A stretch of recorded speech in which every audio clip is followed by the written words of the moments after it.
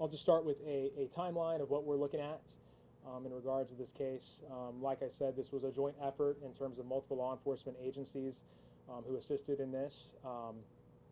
For the OSBI's standpoint, this had started around 11:30 late last night when the Pontotoc County Sheriff's Office responded to a residence. This is in the town of Allen, which is in rural Pontotoc County, just east of Ada. And they had responded to a suspicious call. When they had got to that residence, they discovered a elderly couple, male 84, female 70, who had been severely injured. When they, of course, they were able to provide help for those two people.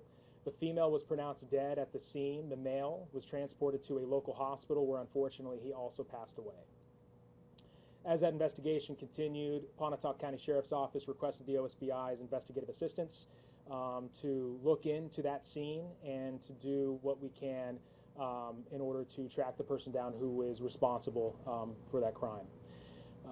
During that investigation and what we were able to find on scene, we were able to contact the Midwest City Police Department, where they performed a welfare check at a residence there in their town.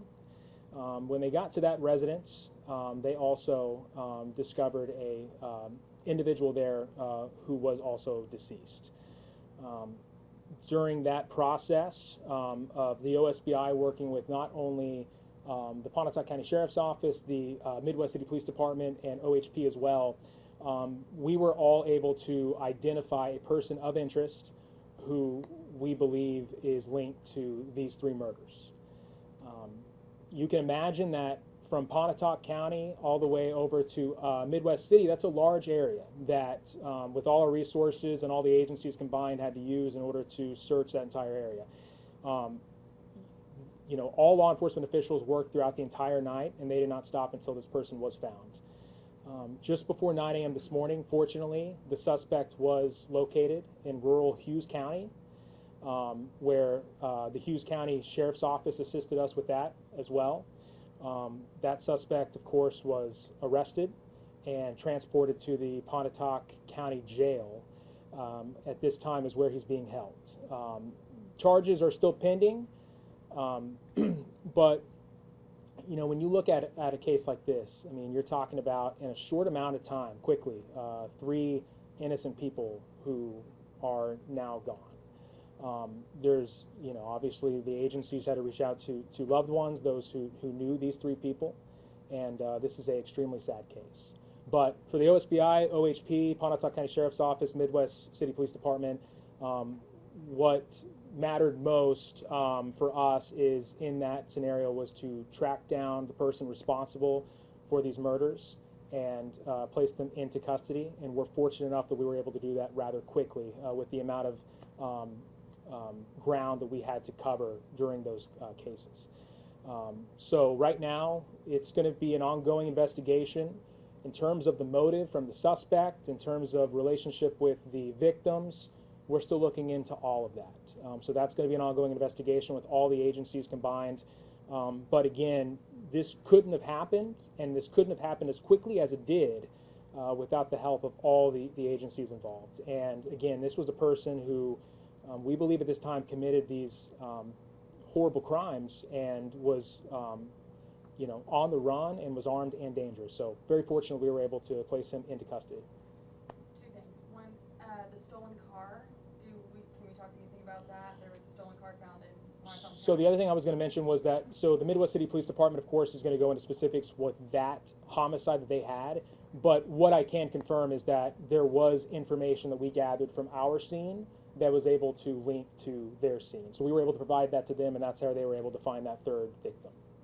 And then were the 2 elderly victims in Pontotoc County, did they have gunshot wounds as well? We're still looking into that. So with this being an ongoing investigation, there's still a lot that we're processing at this time. So we're going to have more of that information as this continues, but we won't have that today. What time was the welfare check performed in Midwest City? I know you mentioned 11:30. Yeah, so 11:30 was Pontotoc County. Midwest City would have been 12:30 this morning.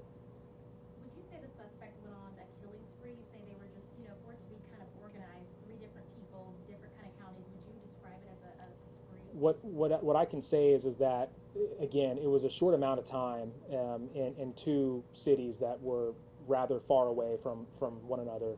And again, what we believe is that this person did commit those three crimes, that he took the life of these three people. And so this is something that you don't see all the time, of course, in that amount of time, that quickly, especially starting in Pontotoc County and starting in a town as small as that community is down there. It's horrible. You know, of course, people were shocked to hear that, and especially a elderly couple, you know, who was inside of their own home. It's horrible, and again, because of all that, we were happy to locate the suspect. Did these crimes happen all last night? Is it relatively fresh in the last 24 hours? Or? So we're still looking into that, of the exact moments of when the crimes occurred. Again, that timeline is based on when these calls came out, when these victims were found. So in terms of the other, where the suspect was before he got to Pontotoc County or made his way over on the east side, we're still looking into all that right now. How was OSBI able to make the determination that these three homicides, two different cities, were connected? So specifics on that, we're not going to release at this time with it being an ongoing investigation, but again, based on the information that all agencies combined were able to put together, it helped us link this suspect to these three crimes. And this I'll go over the timeline as far as the Oklahoma Highway Patrol responding and units as well. At approximately 2:54, the Hughes County Sheriff's Office contacted the Oklahoma Highway Patrol and stated that they were in foot pursuit of a suspect and were requesting assistance in apprehending that suspect. Preliminary information showed that the suspect was involved in 2 homicides. No other information was provided at this time.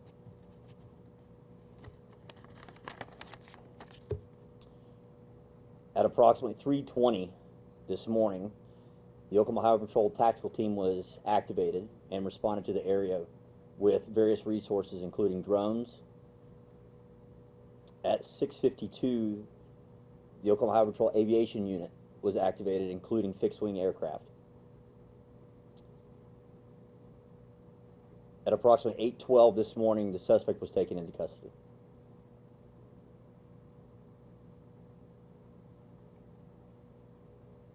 What questions do you guys have? How was OHP able to track him to Hughes County? Obviously, we're Midwest City. Again, right now that's part of an ongoing investigation. I'm able to release that at this time. We heard that drones and canines were also involved. Can you talk about just the sheer power that you guys had to implement to catch this suspect? Again, it takes a lot of different agencies and a lot of different resources. Again, we were able to, combine with multiple different agencies and different tools that they are able to provide, and as well as the Oklahoma Highway Patrol, and it just makes us more powerful.